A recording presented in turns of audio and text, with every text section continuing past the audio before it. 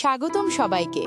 আজ আমরা ঘুরে আসব উত্তরবঙ্গের ঐতিহাসিক নিদর্শন তারাগাঁও জমিদার বাড়ি, যা অবস্থিত ঠাকুরগাঁও জেলার রুহিয়া এলাকায়। প্রায় ১৫০ বছর আগে গড়ে ওঠা এই জমিদার বাড়িটি নির্মাণ করেছিলেন স্থানীয় জমিদাররা।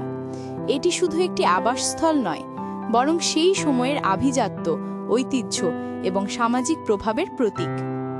তারাগাঁও জমিদার বাড়ির স্থাপত্য শৈলীতে রয়েছে ভারতীয় ও ইউরোপীয় ধাঁচের মিশ্রণ। উঁচু খিলান, সুন্দর কারুকাজ আর প্রশস্ত আঙিনা যেন মনে করিয়ে দেয় সেই সময়কার জমিদারদের জাঁকজমকপূর্ণ জীবনযাত্রা। তবে সময়ের আবর্তে জমিদারি প্রথা বিলুপ্ত হলেও এই বাড়ি এখনও দাঁড়িয়ে আছে ইতিহাসের সাক্ষী হয়ে। বর্তমানে এটি পর্যটকদের জন্য একটি গুরুত্বপূর্ণ দর্শনীয় স্থান।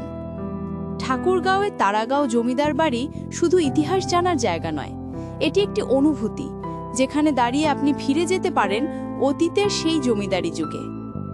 যদি কখনো ঠাকুরগাঁও ভ্রমণে আসেন, অবশ্যই ঘুরে দেখবেন তারাগাঁও জমিদার বাড়ি।